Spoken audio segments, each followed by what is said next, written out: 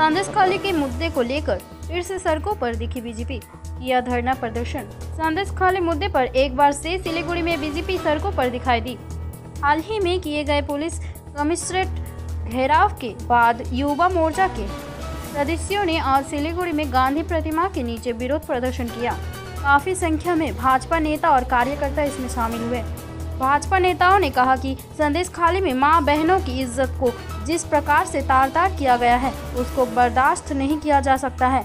वे लोग न्याय की मांग को लेकर धरना दे रहे हैं। उन्होंने कहा कि इस घटना के विरोध में राज्य के मुख्यमंत्री के घर का भी घेराव करेंगे। उन्होंने ये भी चेतावनी दी कि नवन्ना पर भी भाजपा धावा बोलेंगे। इस अन्याय के बर्दाश्त नहीं किया जाएगा। আগেও বিজেপি পথে নেমেছে, আবারও পথে বিজেপি সন্দেশখালী কাণ্ড। সন্দেশখালী কাণ্ডটা শুধু সন্দেশখালীর মধ্যে সীমিত নয়, সারা পশ্চিমবাংলায় নীরবে নিভৃতে মাতৃশক্তি কাঁদছে। মায়েরা বোনেরা তাদের যে অত্যাচার, তাদের উপর যে তৃণমূলের অত্যাচার নিপীড়ন, সেই পরিষ্কার চিত্রটা আজকে সন্দেশখালীর মধ্য দিয়ে বাইরে এসছে। এরকম সন্দেশখালী গ্রাম বাংলার প্রতিটা জায়গায় জায়গায় হচ্ছে।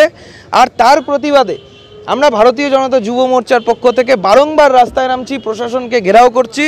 তার উদ্দেশ্য একটাই যে এই সন্দেশখালীর যে ঘটনা বেরিয়ে এসছে, এই ঘটনার যে চতুর্দিকে যে ছড়িয়ে ছিটিয়ে রয়েছে, কেউ যেন মুখ খুলতে ভয় না পায়। প্রশাসনকে দিয়ে যে চাপানোর চেষ্টা হচ্ছে, মুখ্যমন্ত্রী যেভাবে অ্যাসেম্বলিতে দাঁড়িয়ে শেখ শাহজাহানের মতন একটা কুখ্যাত দুষ্কৃতীকে সেফসাইড দিচ্ছেন, তার পরিপ্রেক্ষিতে আমরা মমতা বন্দ্যোপাধ্যায়কে ধিক্কার জানিয়ে, তৃণমূল কংগ্রেসকে ধিক্কার জানিয়ে আমরা রাস্তায় আছি।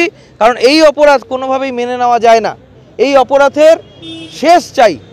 এই অপরাধকে কোনোভাবেই মেনে নেওয়া যায় না। এটা বাংলার লজ্জা। যিনি বাংলার মেয়ে দাবি করেন, মুখ্যমন্ত্রী বাংলার মেয়ে দাবি করে নির্বাচনে লড়াই করে মুখ্যমন্ত্রী হয়েছেন, আজকে বাংলার লজ্জায় পরিণত হয়েছে। সারা পশ্চিমবাংলার মা বোনেরা কান্নাকাটি করছে তাদের সম্মানের রক্ষার্থে। একটা প্রশ্ন, বিজেপি তো পথে নামছে, এদিকে সন্দেশখালীর মতনই আছে, বেতাজ বাদশাহ ঘুরে বেড়াচ্ছে। আপনারা জানেন যে বেতাজ বাদশাহ ঘুরে বেড়াচ্ছে, তার কারণটা কি? আমি তো এখনই বলছি যে মুখ্যমন্ত্রী অ্যাসেম্বলিতে দাঁড়িয়ে কিভাবে শেখ শাহজাহানকে সেফগার্ড দিচ্ছে, কিভাবে বলছে যে সন্দেশখালীর ঘটনাতে শেখ শাহজাহান জড়িত নয় বা শেখ শাহজাহানকে ফাঁসানো হচ্ছে। শেখ শাহজাহান কত বড় তৃণমূলের নেতা, কত বড় তৃণমূলের সম্পদ, যে মুখ্যমন্ত্রীকে বিধানসভায় দাঁড়িয়ে এই কথা বলতে হয়। কত বড় সম্পদ, এটা জানতে চায় বাংলা। তার জন্যই আজকে ভারতীয় জনতা যুব মোর্চা, ভারতীয় জনতা পার্টি সর্বস্তরে রাস্তায় নামছে, রাস্তায় আন্দোলন জারি আছে যতক্ষণ এই শেখ শাহজাহান গ্রেপ্তার না হবে।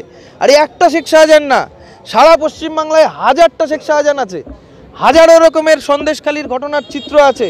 সেই সমস্ত চিত্র আজকে বহিঃপ্রকাশ হচ্ছে জায়গায় জায়গায়।